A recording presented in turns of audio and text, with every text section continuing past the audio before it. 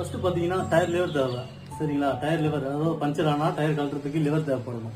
முதல்ல இந்த 3 லிவர் தேவை. அதுக்கப்புறம் டூல் கிட்டு பார்த்தீங்கன்னா ஹேண்டில் பார் அட்ஜஸ்ட் பண்ணுறதுக்கு, சீட் அட்ஜஸ்ட் பண்ணுறதுக்கு, சின்ன சின்னதாக யூஸ் பண்ணுறதுக்கு யூஸ் ஆகும். இதில் எல்லாமே அலங்கி வந்துடும்.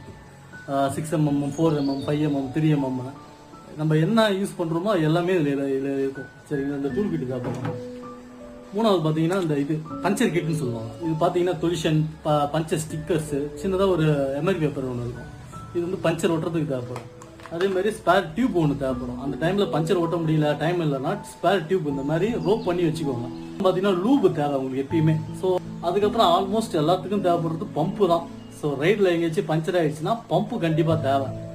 எல்லாமே வைக்கிறதுக்கு பார்த்தீங்கன்னா கண்டிப்பாக சேடல் பேக் தேவை. சேடல் பேக் இருந்தால் தான் நம்ம எல்லாத்தையும் வச்சுக்க முடியும். பாய்.